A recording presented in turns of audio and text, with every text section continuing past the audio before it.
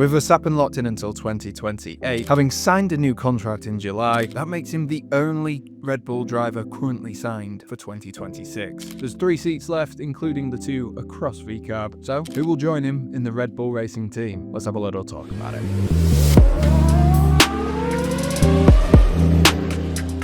The thing to talk about here is how Red Bull hire drivers. They often like to promote within their own junior driver development plan. It has been one of the most successful over recent years. The likes of Sebastian Vettel, Max Verstappen, Daniel Ricciardo, all making their way through to the first team. They have brought external hires in previously, but they've not necessarily worked out. The likes of Nick de Vries, Sergio Perez being the obvious 2. So with that in mind, let's take a look at the rest of the drivers and see who's likely to fill in at Red Bull and in Racing Bulls for the 2026 season. Let's start off then with the obvious position and go with Isack Hadjar. The Frenchman has been a standout performer this season for Racing Bulls, scoring his first podium, and he looks like he's going to be one of the rookies of the year, if not the rookie of the year, and has been rumoured to take that Red Bull seat for a long time now. Despite at first him getting rid of some of those rumours and dispelling them, he's now looking like he's steering into the skid a little bit with that, and looks like he's ready and wants to take that position in the Red Bull seat.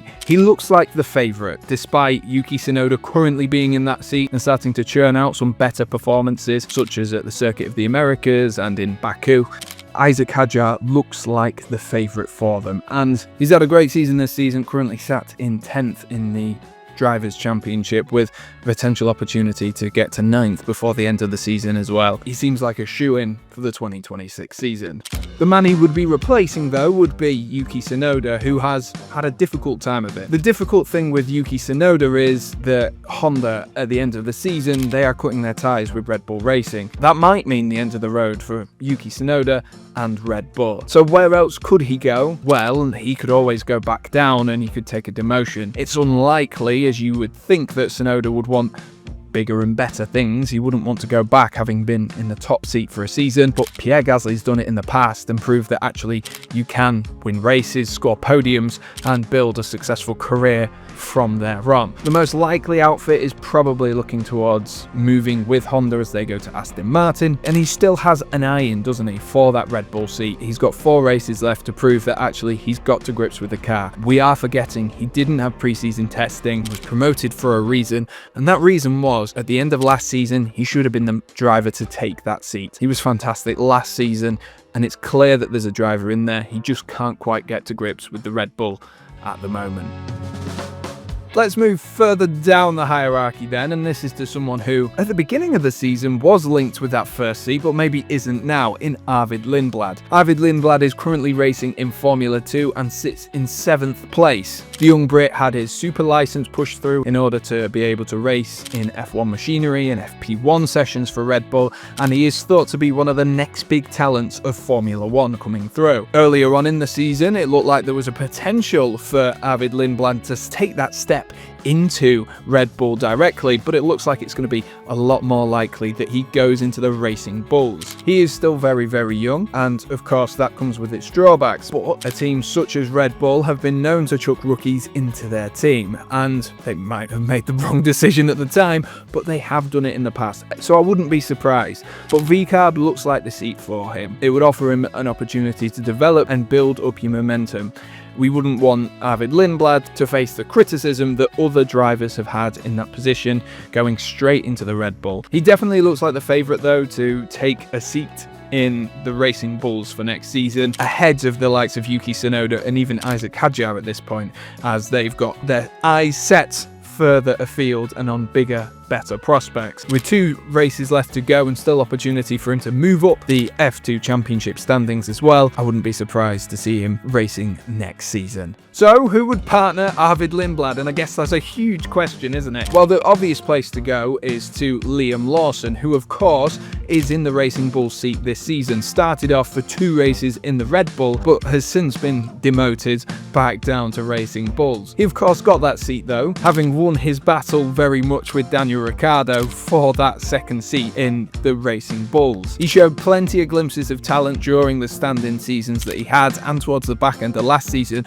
but looked like he had his confidence dented just a touch at the beginning of the season. I think we could all say that the performances dipped when he dropped back to Racing Bulls, but I think we're now starting to see the driver that we know Liam Lawson can be. He's had an incredible junior career, winning lots of races along the way, finishing P2, P3, P1 across the different formulas, so the talent is clearly there. It just depends on how long Liam Lawson can continue off that junior career. He has really picked it up this season, but being outperformed by a rookie teammate in Isack Hadjar, and so convincingly as well at this moment in time, definitely makes his argument a little bit weaker. Lawson himself has actually said that he expects to be left on hold to find out about his place in F1 in 2026.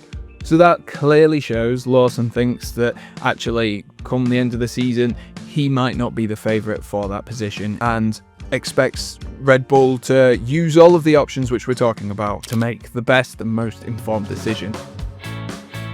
If Liam Lawson doesn't get that seat, who is going to come in? Well, we can look down to F2 and we can look to the likes of Pepe Marti and Oliver Goethe. Pepe Marti has ruled himself out of this, having signed a deal to race for Cupra for 2026 in the Formula E, which leaves Ollie Goethe, who is maybe a little bit too early into his Formula 2 career at the moment in order to make that step up. Unlike Arvid Lindblad, who is already battling towards the front, Ollie Goethe hasn't necessarily had the consistent performances that you would expect in order to make that jump further up.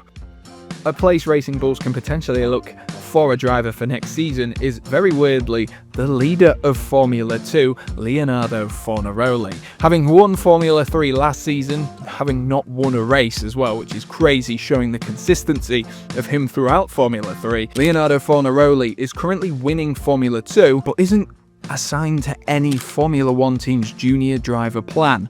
So he's definitely without a seat for Formula 1 for 2026, which begs the question for Red Bull. They've got seats available, they've got decisions to be made. Why not take a punt on Leonardo Fornaroli, who is looking likely to go back-to-back with Formula 3 and Formula 2, joining the likes of Gabriel, Bortoleto, Charles Leclerc and George Russell, having won back-to-back titles in those junior formulas. He is an external hire, but he's not an external hire from another junior driver program, which I guess does give the opportunity for Red Bull to potentially mold him into the driver that they want him to be and get him acquired. It would mean that there would be no massive contract to potentially pay out to get him out of a different junior driver program into theirs.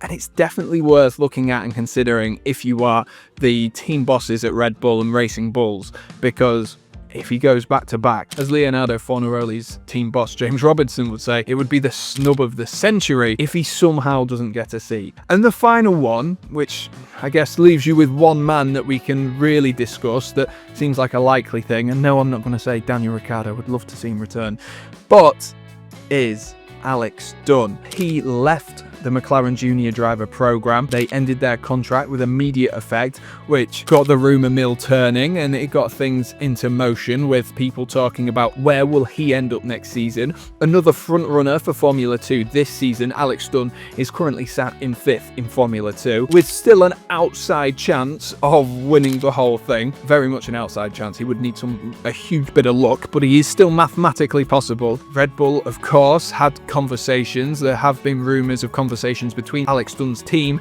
and Helmut Marko, but it appears that the conversations with those have kind of reached an end for now, with PlanetF1.com understanding that conversations between Dunn's camp and Red Bull are no longer with an eye to bringing the Irish driver onto the Red Bull driver program, but the door hasn't shut to a potential support package to keep Dunn in F2 or to revisit the situation once Dunn has secured his super license. They don't want to cut any ties, but they don't see him as an option for 2026. Which, let me know in the comments, by the way, who are your picks for these seats? Who do you think is going to partner Max Verstappen? I'm going to get into mine in a second. And who would you pick for those V-carb seats? So the way that I would go with it is I would go Max Verstappen and Isack Hadjar. I think Hadjar's done enough to to move up. My picks then for the VCAB seat, this is where it gets interesting. I would actually go for 2 rookies. I think Liam Lawson has had an upturn in form, and I think it'd be a shame if he lost his seat. But I think with Arvid Lindblad looking like a shoe-in for this season, and Leonardo Fornaroli having gone back-to-back in Formula 2 and Formula 3,